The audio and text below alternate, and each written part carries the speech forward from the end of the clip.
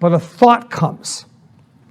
Number 2, you meditate upon it. Number 3, you make a decision. Number 4, an action takes place. Are you with me? Yeah. 1, a thought comes. 2, you make a what? You meditate upon it. You think it through. Number 3, you make a decision. Number 4, an action takes place. Number 5, it's logged in your unconscious mind.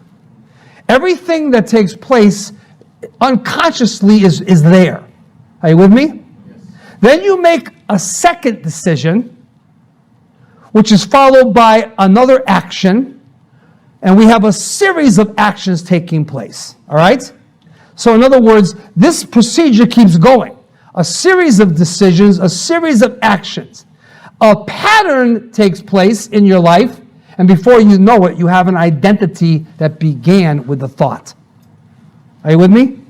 The identity began with a thought. So a person out here has this identity, you know. This is my identity. But it all began with a thought. Meditated upon, an action took place, okay? A decision was made, an action took place, a series of thoughts and actions, decisions and actions, and then a pattern of behavior is going on, and then you have an identity in that thought that was where it began. Are you with me? Yes. And this is interesting how that can happen. So David is going to think with God. David's going to think with God. And this is so key and so important in his life. And now, if somebody thinks with God and you're around them, you can become a person who does what? Thinks with God. That's what pastors and teachers and leaders and women's leaders, not to say women's pastors, women's leaders are for. To help people to learn. That's what discipleship is. Discipleship is teaching people how to what? What do we think discipleship is? We're all going to go bowling together? I hate bowling, but everybody went bowling one night when we were in a certain city, and I just sat there and watched some balls roll down an aisle and hit some pins. And I said, why don't you let me go behind there and knock them all over every time, and that way you'll think that you're really striking out or something, you know? Whatever. Thinking with God. How important that is in teaching people how to do that. That's why we go on the mission field. What are we on the mission field for? To train people on how to think. Training. Just read 1st and 2nd Timothy. It's all about the mind and thinking. It's all about Paul telling Timothy to train people. All right? Have faithful men in 2 Timothy 2, 1 through 5. Titus, the same thing. Titus 2, 11 through 14. Okay? The grace of God that bringeth salvation has appeared unto all men, teaching us to deny ungodliness and worldly lust. Training us. The word teaching us, Titus 2, 11 and 12, is training.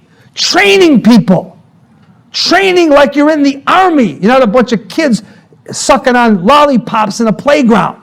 That's what most of Christianity is. A bunch of kids lapping on lollipops in the playground, and they couldn't fight for anything.